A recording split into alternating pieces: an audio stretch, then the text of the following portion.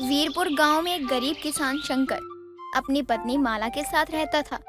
वो खेती बाड़ी करके अपना परिवार का पेट पाल रहा था और ये गरीब पति पत्नी इतने गरीब थे कि एक टूटे हुए घास फूस के घर में रहते थे। एक रोज गांव की झुमरी शंकर से कहती है, अरे शंकर, जरा देख तो तू अपने घर को। पूरे गांव में तेरा ही घर घास फूस का बना हुआ है और टूटा हुआ है। ऐसा लग रहा है कि तुम दोनों के पास खाने के लिए भी कुछ नहीं है। अरे आप तो सब जानती हैं झुमरी भाभी, पिछली बार फसल में जो नुकसान हुआ था उसकी भरपाई हम आज तक कर रहे हैं। भले ही इस बार फसल अच्छी हुई हो, लेकिन सब कुछ देखकर चलना पड़ता है। कम से कम इस टूटे हुए घर को ठीक तो करवा ले। इसे देख के मुझे तरस आता है तुम दोनों पति पत्नी पर। अब हम क्या कर सकते हैं, ये गरीबी भी ना जाने हमें कैसे कैसे दिन दिखाती है।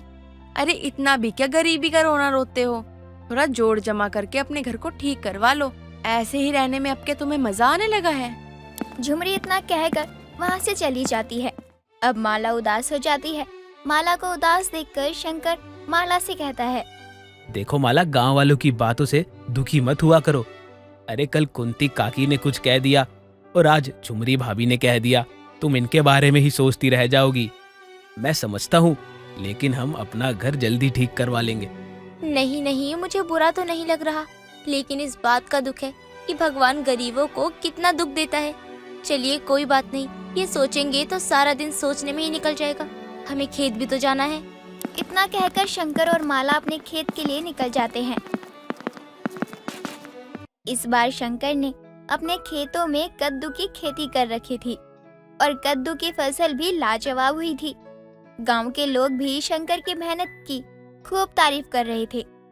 नजर न लगे हमारी मेहनत को। देखिए कितना प्यारा लग रहा है खेत। ये इतने बड़े बड़े कद्दू देखकर मन तो बहुत खुश हो जाता है। बिल्कुल ठीक कह रही हो तुम, ये हमारी मेहनत का फल है। जैसे जैसे कद्दू पकते जाएंगे हम उन्हें बेच देंगे और कुछ पैसे जोड़कर अपना घर सही करवा लेंगे।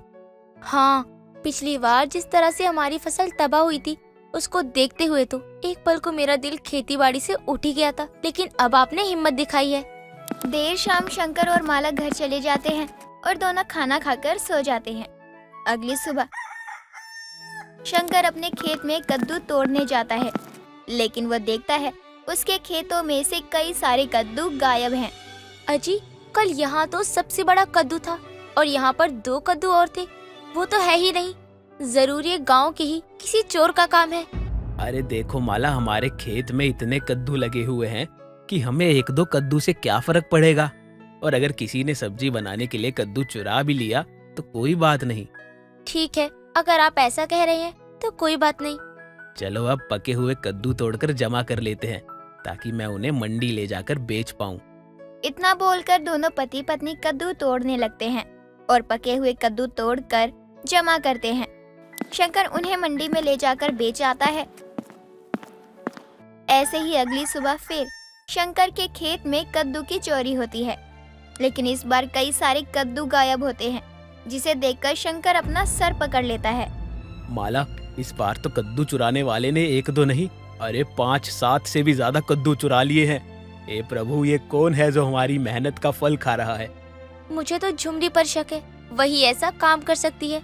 उसे हमारी खुशी से हमेशा जलन ही होती है। अरे हम ऐसे ही किसी पर इल्जाम नहीं लगा सकते। कई घंटे बीत गए हैं, सुबह से शाम होने को आई है, लेकिन आप घर नहीं जा रहे हो। मैं घर जाकर खाना बना रही हूँ, आप समय पर लौट आइएगा।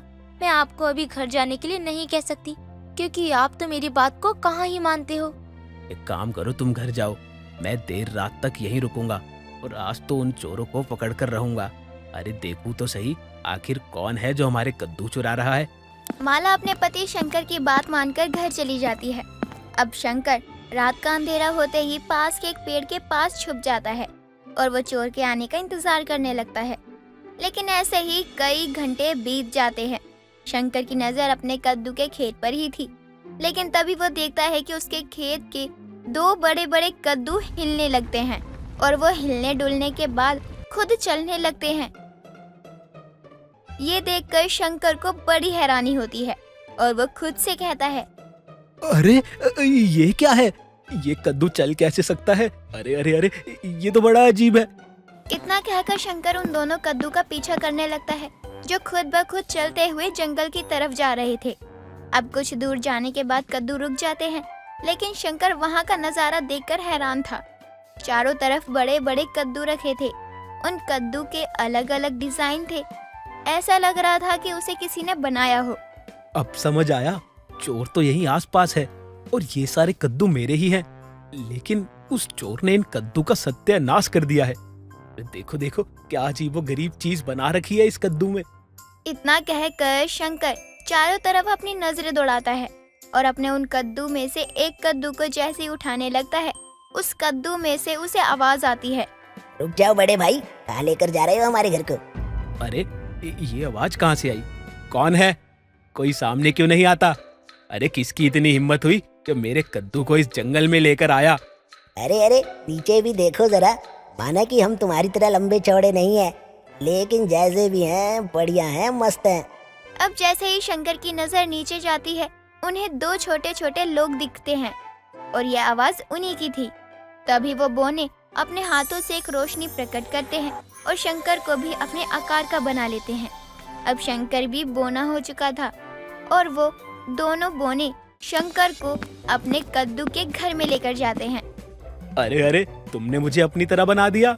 लेकिन मेरी पत्नी तो मुझे मरा हुआ समझकर रोना धोना शुरू कर देगी सुबह तक। अरे अरे, नहीं नहीं नहीं, अरे यार मुझे वापस मेरे जैसा कर दो। अरे तुम्हें कुछ भी नहीं होगा, हम तुम्हें पहले जैसा बना देंगे। लेकिन जिस कद्दू को तुम लेने आए हो, असल में वो अब हमारा घर है। ये देखो, हमारा कद्दू का घर। अरे हमने तुम्हें तभी तो छोटा किया है कि तुम हमारा घर देख सको। अरे ये देखकर मैं हैरान हूँ कि तुम लोगों ने कद्दू का घर बना रखा है। वैसे तुम्हारे ये कद्दू का घर बहुत प्यारा है। अगर मैं भी तुम्हारे जितना होता ना, तो एक घर तो जरूर ले जाता। और मेरा घर घास फूस का टूटा हुआ। कोई बात नहीं, तुम्हारे घर को बहुत सुंदर बना दूंगा। तुम भी कद्दू वाला घर चाहते हो ना? लेकिन ये संभव है? तुम कितने छोटे हो और हम कितने बड़े? अरे तो भला हमारे लिए भी तो बड़ा कद्दू होना चाहिए ना। मेरे हाथों में जादू ही कुछ ऐसा है। कुछ दिनों की मेहनत में ही हम तुम्हारे लिए कद्दू का एक बेहतरीन घर बना देंगे। लेकिन उसके बदले में तुम्हें हमें कुछ और कद्दू देने होंगे। उसके बाद हम अपनी कॉलोनी आसानी से बसाकर तुम्हारे कद्दू के खेतों में फिर कभी चोरी नहीं करेंगे। ये हमारा वादा रहा। शंकर भी उन्हें और कद्दू दे देता है, लेकिन वो बोने रोज रात में शंकर के घर आते और कद्दू का घर धीरे धीरे तैयार कर रहे थे।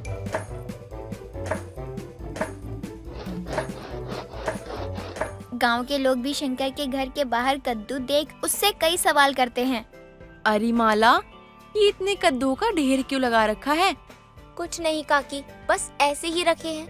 माला उनके हर बात को टाल दिया करती और कुछ दिनों में ही वो दोनों बोने रातों रात शंकर के लिए कद्दू का घर बना देते हैं। अब शंकर का कद्दू का घर बन चुका था, जो देखने में एक विशाल कद्दू जैसा था। दोनों अपना घर देखकर बहुत खुश होते हैं और बाकी गांव वाले भी उनके घर को देखकर काफी तारीफ करते हैं।